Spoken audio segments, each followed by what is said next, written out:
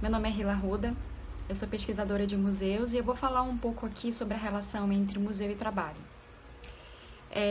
Primeiramente, eu vou abrir com o conceito de museu dado pelo Conselho Internacional de Museus, né, que inclusive nesse momento está num processo de reformulação conceitual, diálogo com a sociedade, mas eu vou ler aqui o conceito ainda vigente.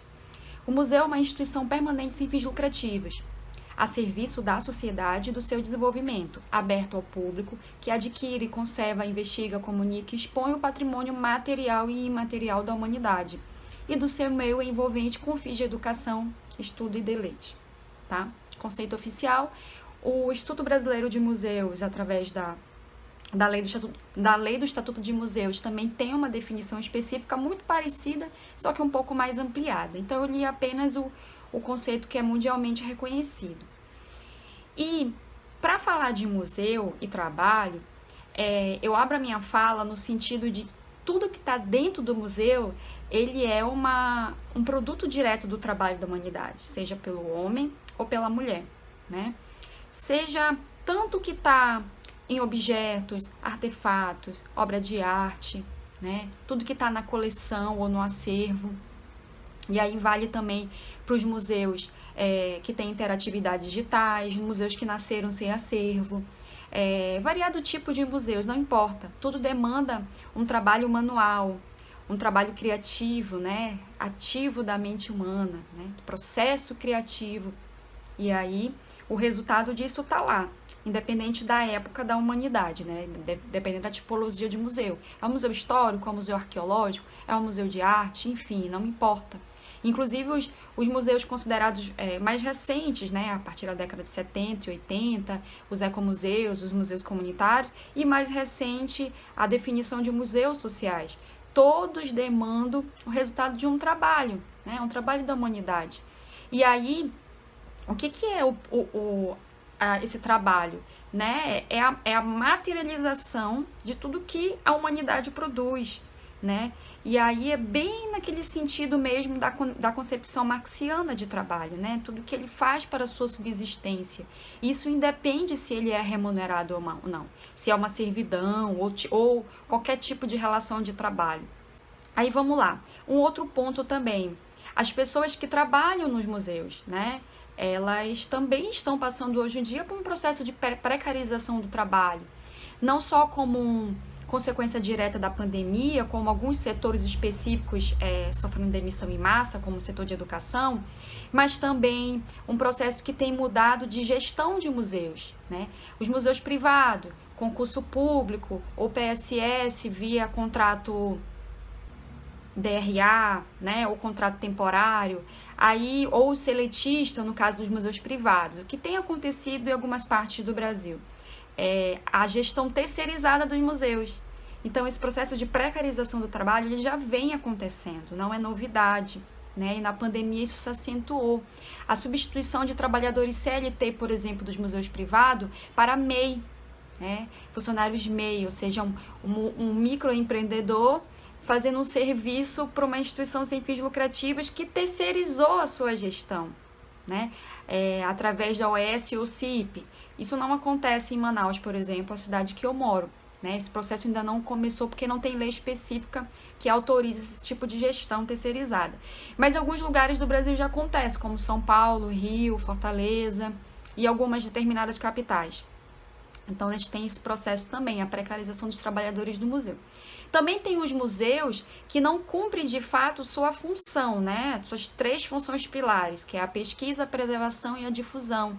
Né? Alguns museus trabalham com trabalhadores, funcionários reduzidos, né? Que acabam não tendo um setor de pesquisa, um setor de educação, um setor de preservação, que às vezes não cumpre todas as características desse setor, dos profissionais específicos que têm que trabalhar nele, e o setor de difusão, né? Que muitas vezes também não tem, às vezes, nem um comunicólogo do museu, um educador, ou museus que têm especificamente um setor educativo.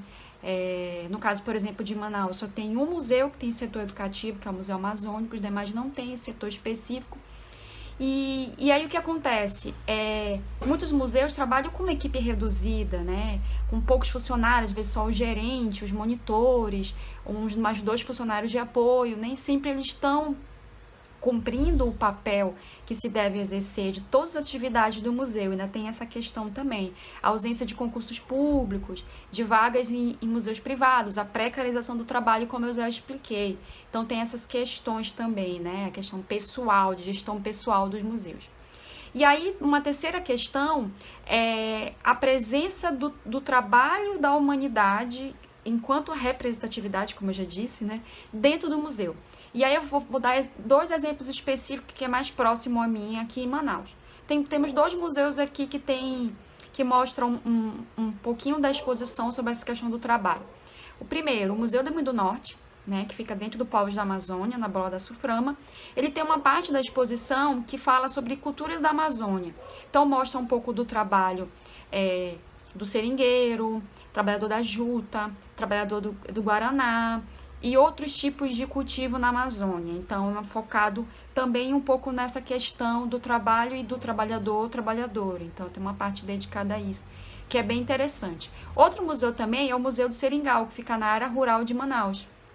Ele é basicamente todo sobre a questão do trabalho na época dos seringais, né? Como se funciona um seringal, como é essa relação de trabalho de semi-escravidão dos seringueiros com seringalistas, como funcionava o ciclo da borracha.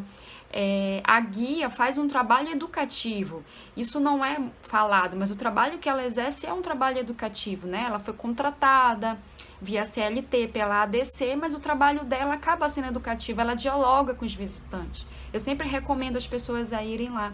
A gente sai com outro pensamento do que seria o ciclo da borracha, não essa coisa de exaltação, mas também da precarização mesmo, semi-escravidão, de tudo que acontecia. E aí não só historicamente, mas um pouco do presente também. E aí nós temos esses dois exemplos. Mas, voltando ao que eu falei no começo do vídeo, todos os museus, eles demonstram o trabalho da humanidade, seja do homem ou da mulher, entendeu? Alguns especificamente vão fazer exposições sobre as relações de trabalho, sobre um tipo de trabalho específico, mas todos estão expondo, independente se é interativo, digital, se é a partir de acervos do museu ou de exposições itinerantes, ou até de museus comunitários, ecomuseus, museus sociais, museu a céu aberto, cemitérios ao céu aberto, que às vezes quando eles fazem um trabalho de musealização, né, daquele lugar enquanto patrimônio histórico, demanda também os trabalhadores que estão lá, porque só se consegue se preservar enquanto patrimônio histórico, porque tem pessoas, tem restauradores, tem os zeladores,